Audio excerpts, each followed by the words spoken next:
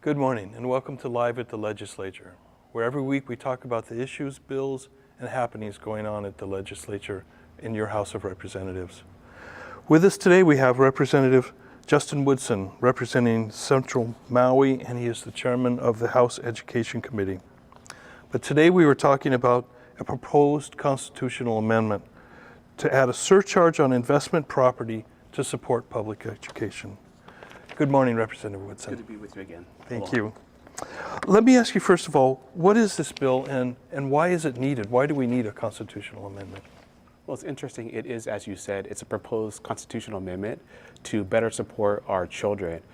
We know right now that we spend about $1.9 billion of our state budget, which is about 20%, on funding our public schools. But we also know that it's simply not enough.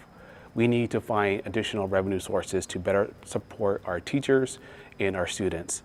And this is a way in which we are able to do so. So it's a proposed constitutional amendment to provide additional funding for our public schools. I see. But why a constitutional amendment as proposed, as opposed to just raising the budget or passing a law? Sure. So this particular provision is incorporated or embedded into our state constitution, which is a higher level of law. The legislature has the authority, the state legislature has the authority only to make amendments to the Hawaii revised statutes. It requires a constitutional amendment to make changes to a, for this level of bill. Of funding, yeah. Yes. No. Now, how is this going to affect, if we had a constitutional amendment that affects property taxes, how is this going to affect someone who's a working class guy who lives in his home and does not have investment property?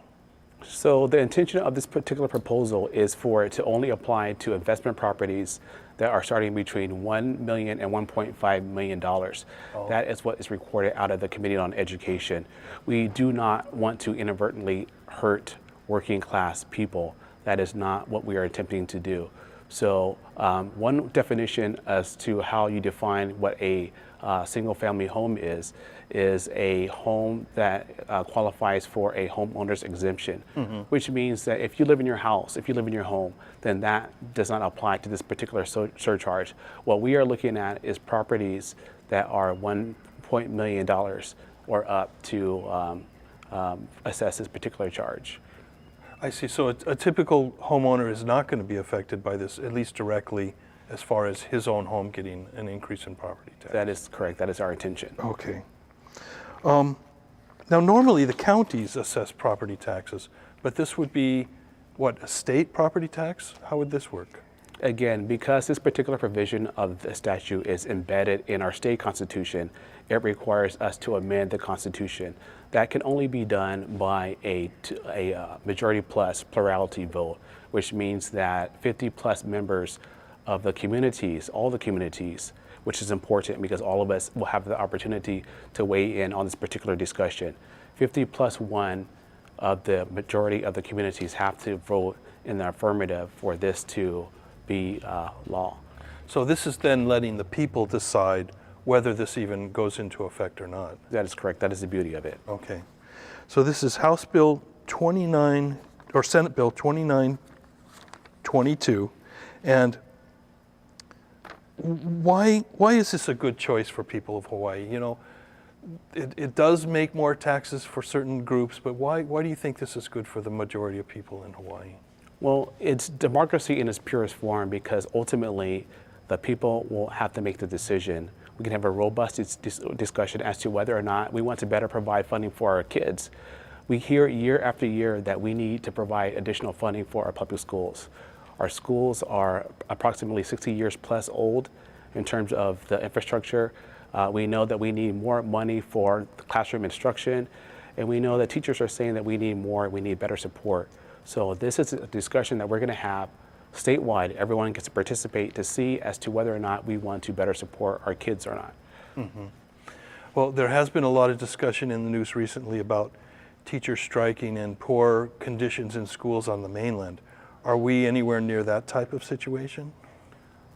So I wouldn't say that we're of the magnitude to like what's happening in like the state of Oklahoma as an example, Right. But I will say that every single state, and I spend a lot of time talking to legislatures from around the country, are dealing with this issue. How do we better support our teachers? How do we better support our students?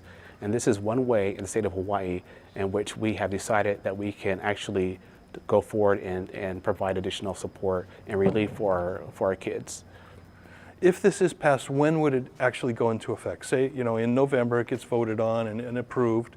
When would it actually go into effect? So if it's ratified by a majority of the people, then the legislature would come back next session and go ahead and define what an investment property means.